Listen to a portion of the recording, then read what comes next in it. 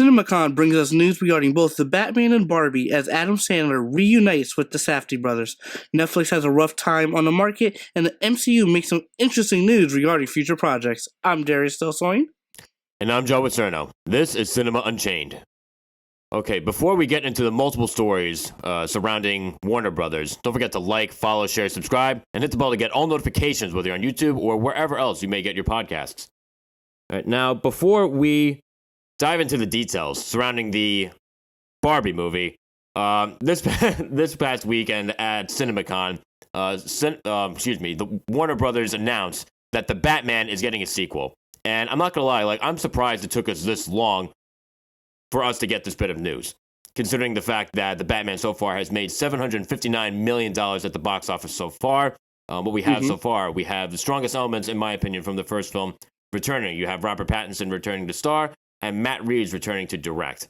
So I think overall this is an interesting development. Again, I'm surprised that we didn't get it sooner, and I'm already excited. And it just goes to show the confidence that Warner Brothers seems to have, and not just this film that they put out there, but in the team that they hired to make this come to life.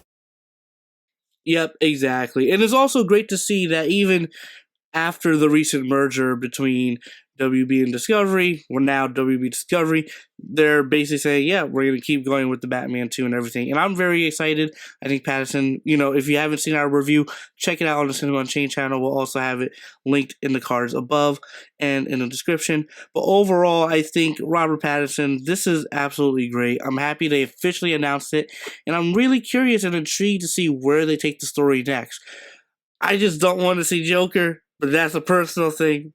But I am nonetheless very excited to see what Matt Reeves does, honestly, with other characters in the Batman lore, such as Mr. Freeze, Court of Owl, Clayface. The Batman's villain roster is so vast, his rogues gallery is so vast, that it's going to be very interesting to see how, especially after the Batman 1, how Gotham created new criminals after the events. So I'm very excited. Well, I mean, touching on one of the points that you made as far as you not wanting to see the Joker, I'm going to be honest, I think with that extra credit, or not that extra credit scene, that post-credit scene that we got with that guy laughing in Arkham Asylum next to the Riddler, I think that's a preview that, the Joker's up next.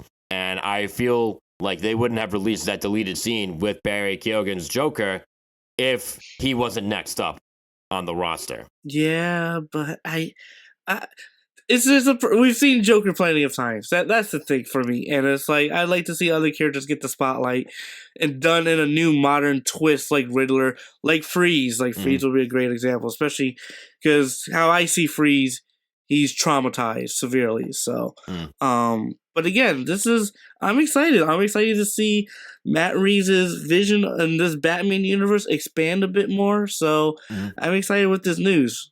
Yeah, the only thing that I'm worried about, because again, I am excited to see this and see where they go, but I can't help but feel like they pulled all their tricks that they had up their sleeves with the first one. And I just don't know how this next one is going to live up, because you look at the first one, right?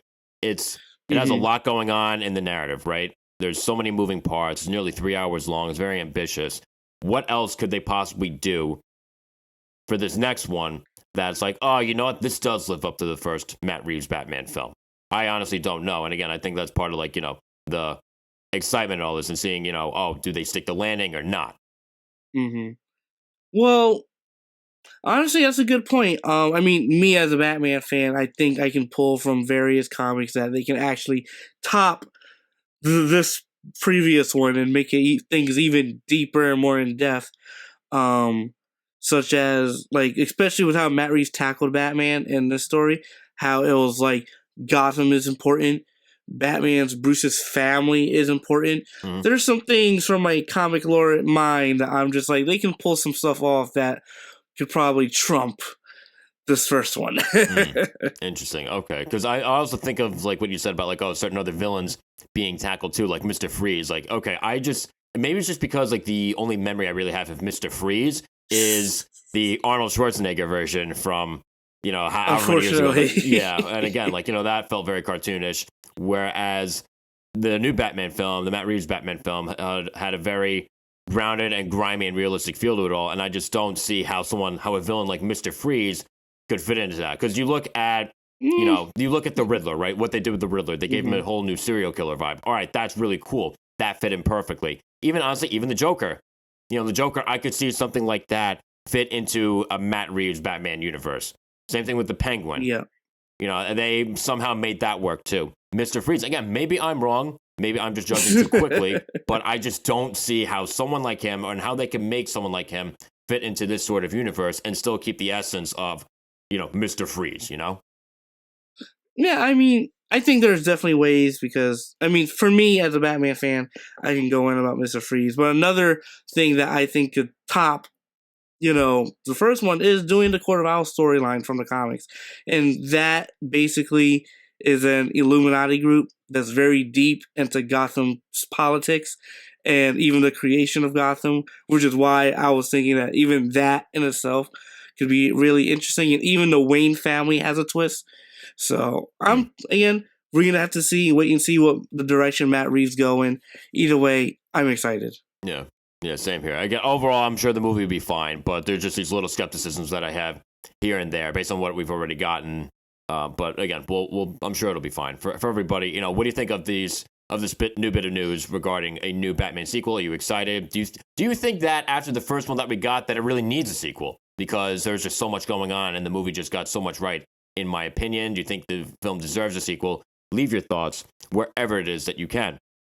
All right, now again, Warner Brothers had a pretty big weekend, whatever you want to call it, at CinemaCon, because on top of the Batman 2 being announced, they debuted their first promotional picture and release date for the Barbie movie. Now, let's think about this for just a second. I remember when I first heard that this was happening, I'm like, wow. Okay, they're really digging from the bottom of the barrel here. And after seeing that first picture, I couldn't help but dig a little bit further on IMDb. And if you take a look on IMDb, as of, yesterday or the day before when we were arranging everything for the show, the official IMDb log line is Barbie lives in Barbie land. And then a story happens. That's it. That's all they're giving us. But then I decided to dig a little bit further because I'm just a glutton for punishment. And I found a couple of interesting bits of news. There are reportedly some certain meta aspects of the film. And the first thing I thought of was the Lego movie. Yep. Yep, pretty much. I don't know how I feel about this Barbie movie. It's just odd. It's like I can't really even say it's odd because Lego Movie happened and that was already an odd film and odd idea in itself. Mm-hmm. So it's like it's not too far. I'm speechless. That's all I gotta say. Yeah, it's like what can you really say about just that alone? I'm like, okay, is this gonna be like a live action version of the Lego Movie? But here's the thing too. You look at the people attached to this film. That list of people is just insane. You have Greta Gerwig directing and co-writing. This is the same filmmaker he gave us Lady Bird and Little Woman. So it's not like she doesn't have any talent behind her. She has Noah Baumbach co-screenwriting too. Her partner, boyfriend, whatever. And this is the guy who did Marriage Story, which is an excellent film. Meyerowitz Stories, Squid and the Whale, all solid. And it feels so odd that either Gerwig or Baumbach would be attached to something as dumb as a straight-up Barbie movie. And again, maybe that's where the meta element comes into play. Because I feel like those two wouldn't sign on to something that didn't have more potential than just a straight-up Barbie. You know what I mean? Like, I feel like, again, that's where the meta element is going to come into play. And it might be interesting to see exactly where they go with that. And again, I feel like that's like the one possible saving grace that this movie could possibly have. Mm-hmm. Yeah, you hear that all these talents attached to it could make it something special, could make it something really good. But at the same time, and at the end of the day, it's a movie relating on Barbie, and that's where my skepticism and my worry truly lies. It's not the talent. most of the time, I'm not going to worry too much about the talent depending on the project. That's a good way to put it. But with this, I don't know. I'm very unsure about this project and and again, I love Margot Robbie. Do I think she can be a solid Barbie? What makes a solid Barbie? What makes a solid Barbie? I was just about to ask what makes a solid Barbie. It's the thing.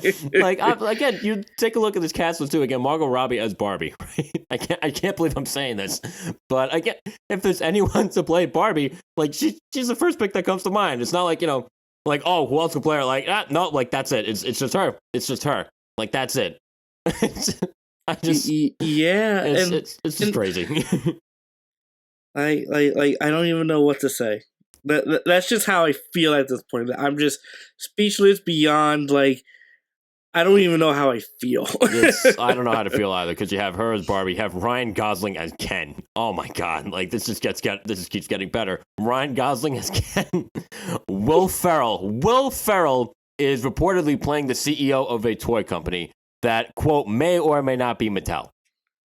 So that's why I'm kind of getting Lego movie vibes from this too, because he was president business in that movie, right? And then, you had the whole meta element in that movie. He comes in and he's like, the dad of the kid playing with all the Legos, and it's just great. It's honestly great. So then you have him, you have America Ferrera, you have Simu Liu. I believe he was Shang-Chi and Shang-Chi and the Legend of the Ten Rings, right? If I'm not mistaken. You have Michael Cera, you have Kate McKinnon. I'm like, all right, let's see what happens. Let's see what happens. Yeah, let's wait and see. Let's wait and see. Let's just wait and see, because this is expected to go into theaters July 21st, 2023, which just happens to be the same weekend as the release date of the next Christopher Nolan film, Oppenheimer. And I just love how this happens after Nolan breaks ties with Warner Brothers. They release their next movie, or a movie of theirs, on the same weekend. That, honestly, depending on how this movie turns out, could possibly compete with his. I think it was just crazy. Oh, no. This is going to be interesting. This is going to be really, really interesting. Oh, boy. But, yeah, for all of us, I that pause was just us picking up everything that we just laid out there. Like, this is... We're just wrapping our minds around all of this. So, for all of you, there's no way you don't have any thoughts whatsoever on this new development. Leave your thoughts on the Barbie movie, wherever it is that you can. All right, now, moving forward. In an interview with Entertainment Weekly, Adam Sandler confirmed he'll be doing another film with the Safdie Brothers, Josh and Benny. Now, Josh and Benny Safdie are a pair of directors best known for Good Time and, most importantly, Uncut Gems, which just happens to be starred Adam Sandler. And now, I loved Uncut Gems. Loved the movie, and I know far from alone on this one. I think it was robbed of a bunch of Oscar nominations, including Best Actor for Adam Sandler. This is by far the best performance of his career, and I think, honestly, it was one of the best performances of that year easily. I was stunned when he didn't get a nomination. And I honestly love what Sandler can do as a dramatic actor, or really when he's given any sort of material with a bit more weight to it. I think he's very, very talented. Yeah, well, first thing I heard when I thought of this, I'm just like, yes, because I love Uncut Gems. And that, to me, that was a great movie. I remember seeing that with my mom, and I look over and she's like very uncomfortable, and she's like, wow. I felt very uncomfortable during like this last act of this movie, and I'm like, I know, it got real. But overall, like, I think that movie was just so well made, paced nicely, and the tension more than anything was just, oh my god. So hearing that he's reuniting with the Safdie brothers, I'm very excited. I'm curious to see which project and what project they're tackling. I'm curious if it's going to be comedy or another drama like Uncut Gems. So I'm interested. I think the Safdies have shown that they can really bring out something, in him that's just absolutely stellar. So I'm very excited. I feel like this has potential to be like one of the great director, or in this case, directors, actor collaborations, like, Scorsese and De Niro, or Spielberg and, I feel like he's worked with a bunch of, I guess like Spielberg and Tom Hanks. I know they've made a couple of movies together. So I feel like this could possibly have that potential. But again, we'll just have to see where the second movie goes. But I love this development. I really just cannot wait to see what they bring us. I can't wait for them to throw more plot details out there and more promotional material. I'm very, based on just like the one film they did together. Actually, wait, no, it's not entirely true. They did a short film together called Goldman versus Silverman. That's on Vimeo. Check it out. It's pretty interesting. But yeah, just on what they've done together already, I'm fairly confident in this. I really can't wait to see what they give us. Yep, same here. All right. So for everybody, again, what do you think of this development? Do you particularly care? Do you actually get a chance to see Uncut Gems? Leave your thoughts wherever it is that you can. All right. Now, before we get into the, let's say, woes surrounding Netflix, don't forget to like, follow, share, subscribe, and hit the bell to get all notifications, whether on YouTube or wherever you get your podcasts.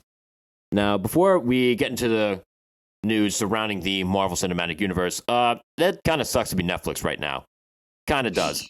I mean, it's still Netflix at the end of the day. I don't think they're going anywhere anytime soon, but they've had a rough few weeks in terms of its market value. Its stock has been going down since losing 200,000 subscribers in the first quarter of the year. Their shares plunged a little bit over 35% after this news hit.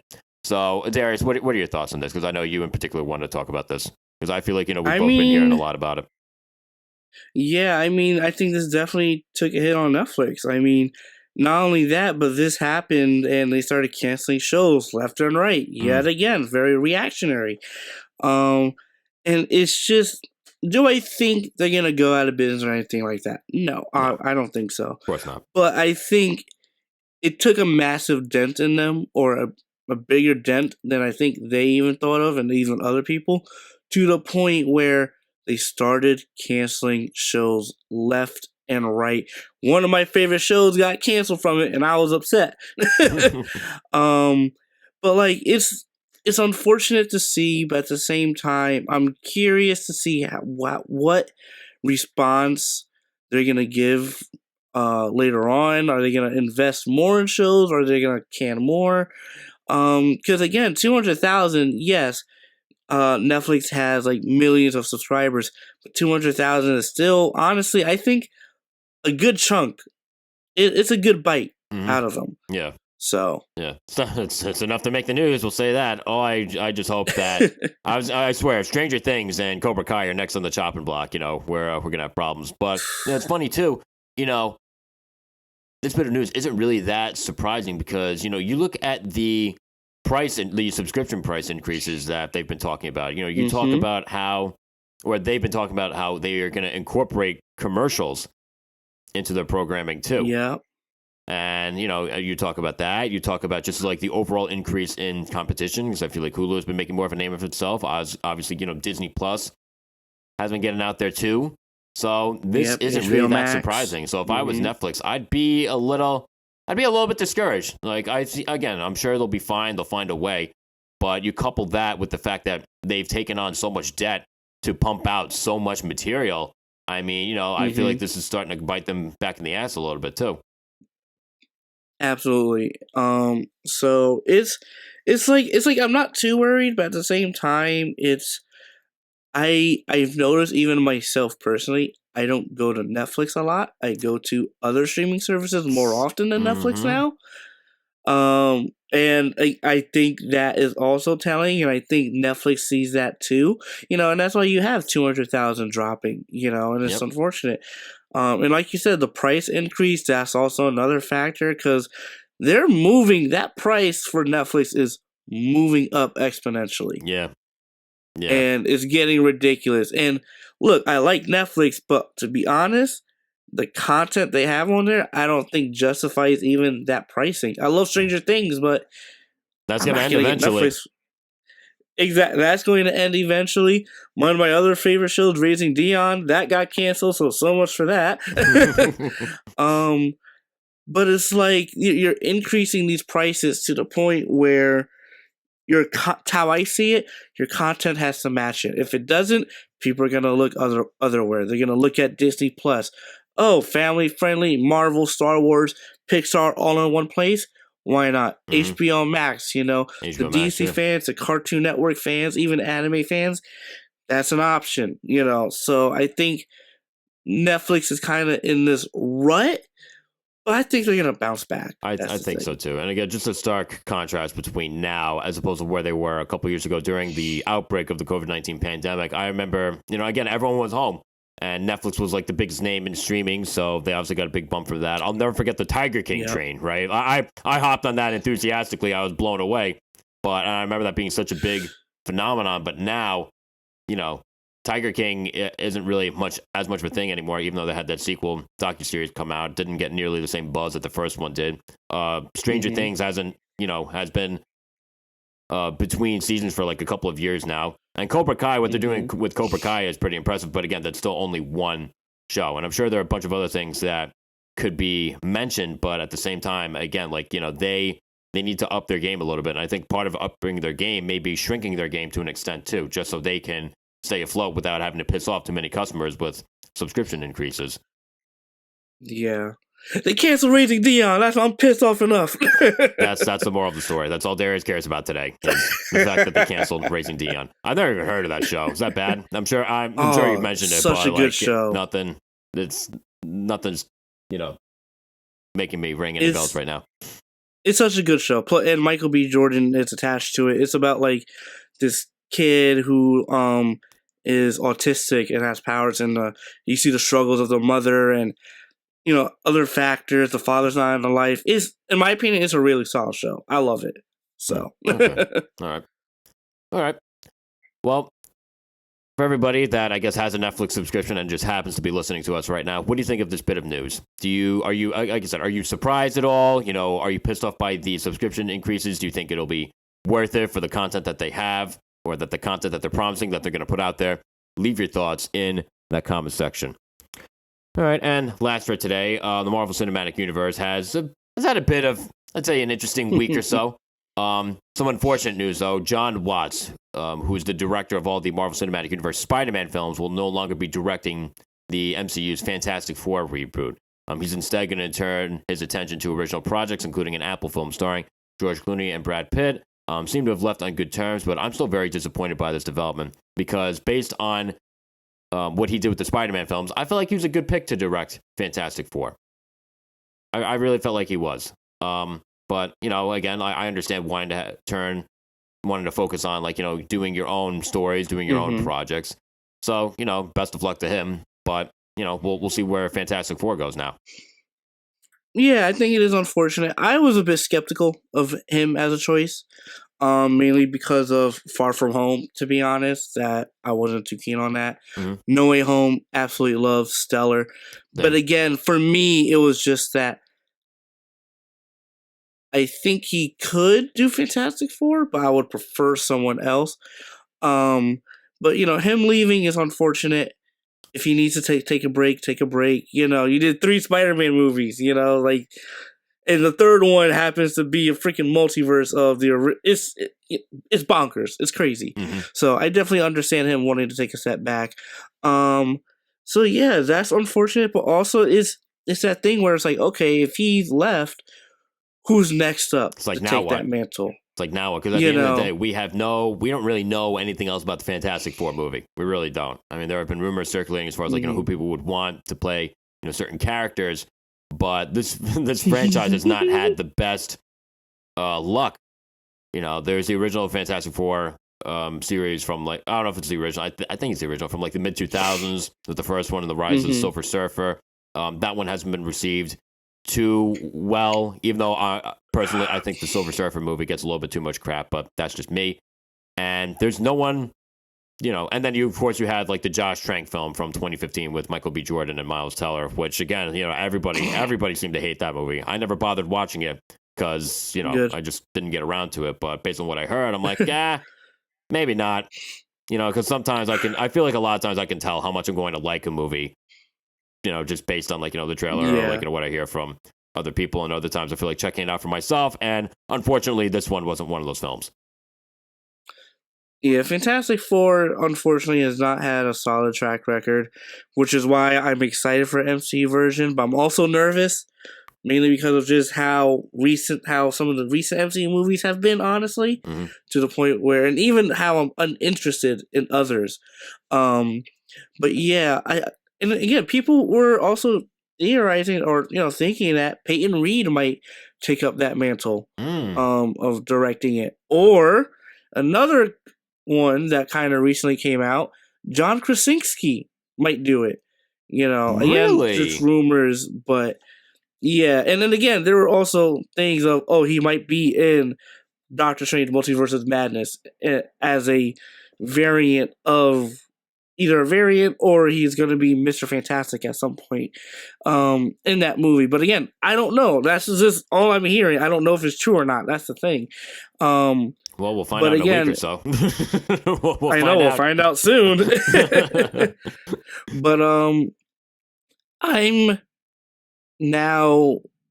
not worried about Fantastic Four, but I'm just curious to see who they attach to it and the type of story they go with. The director I would want to be attached to it, I don't think it's gonna happen, but we're gonna have to see who Marvel chooses at this point. Yeah, it's funny you mentioned Peyton Reed, because the other bit of news is that Ant-Man 3 and Captain Marvel 2 are switching release dates because Ant-Man 3 is further along in production, so that's why the switch was made. Ant-Man Quantumania, odd title, but okay. Ant-Man Quantumania will now be released on February 17th of 2023, and the Captain Marvel sequel, will now hit theaters on July 28th of 2023.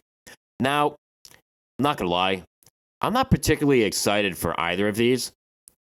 I like Paul Rudd as Ant-Man. I thought the first Ant-Man was kind of bad. I liked Ant-Man 2 more. I thought that one was better, but not to the point where like, oh my god, I can't wait for the next Ant-Man movie, Yeah. Ant-Man for me that's been more of a mixed bag for me than Thor. But and again, I appreciate what Peyton Reed's doing with the character. It's not, but at the same time, it's that thing where there hasn't been enough, I think,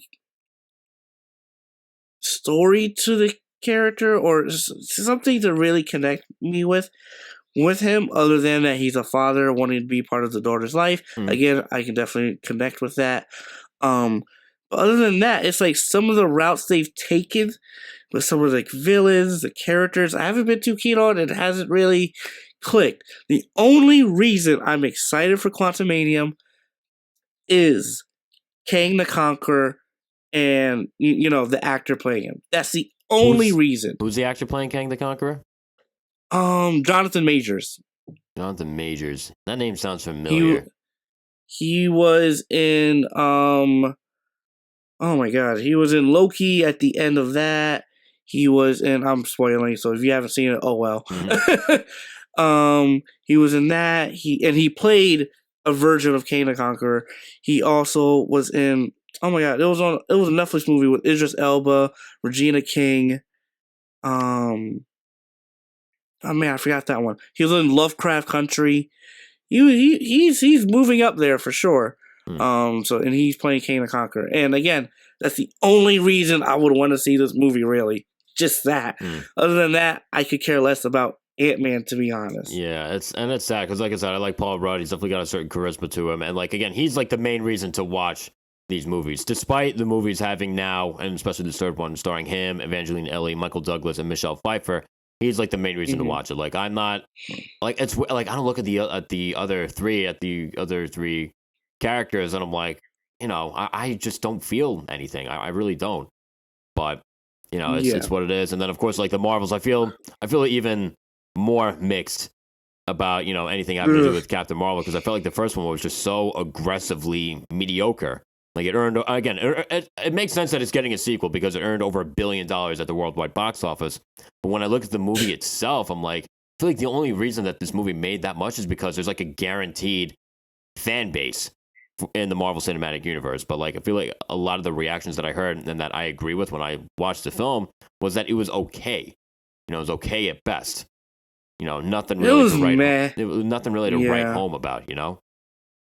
Yeah, and not only that, but they were also pushing that this is before Endgame, so you're gonna want to see this before Endgame. And again, it came out before Endgame, so they definitely were trying to ride on that, and I felt it, and I kind of saw it again, which is why making over $1 billion, I was like, "Geez, Yeah.